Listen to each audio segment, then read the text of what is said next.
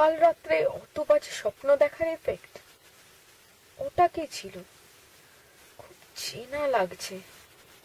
সবুজপুর, সুদর্শন sir. Class 12 physics পড়তাম ওনার কাছে। অবিবাহিত, একা।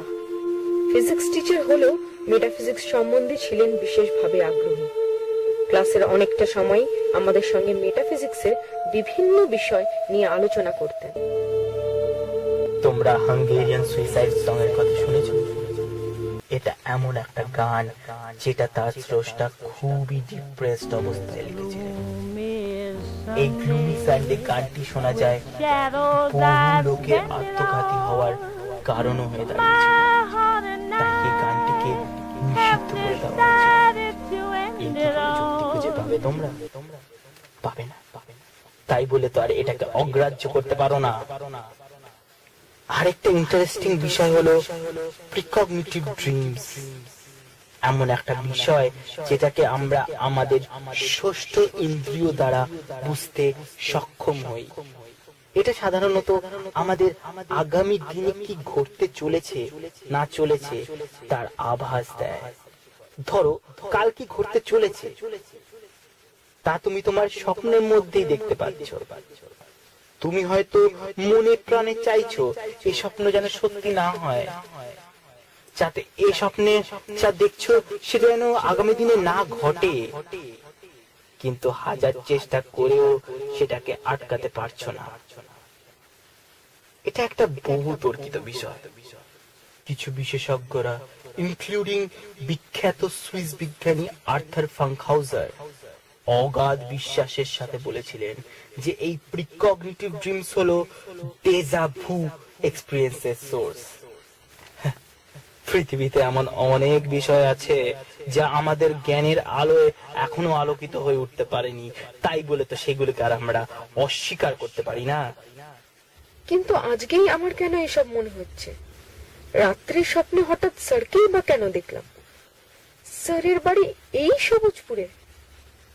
আচ্ছা, স্যারও তো তার কোনো জিনিসে কেউ হাত দিলে প্রচন্ড ভাবে রেগে যেতেন।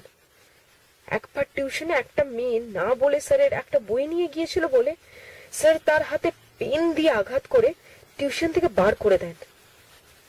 এটা স্যারের বাড়ি নয় তো? কিন্তু তা কি করে সম্ভব? লোকটা তো বললো তার দাদাবাবু বেঁচে আছেন।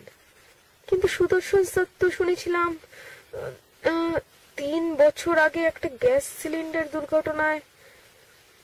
না না, নিশ্চয়ই কোথাও ভুল হচ্ছে।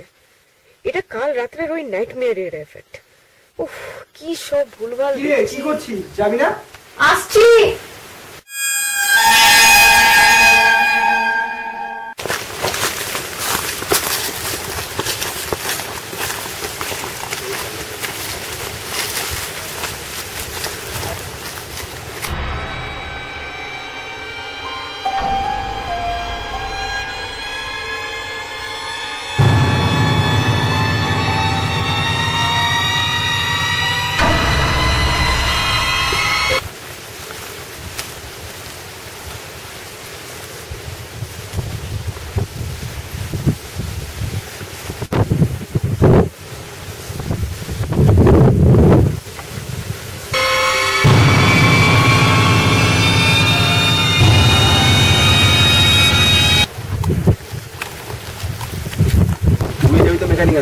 হ্যাঁ,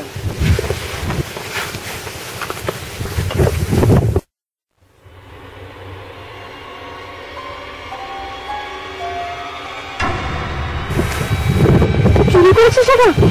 এটা দারুণ জিনিস।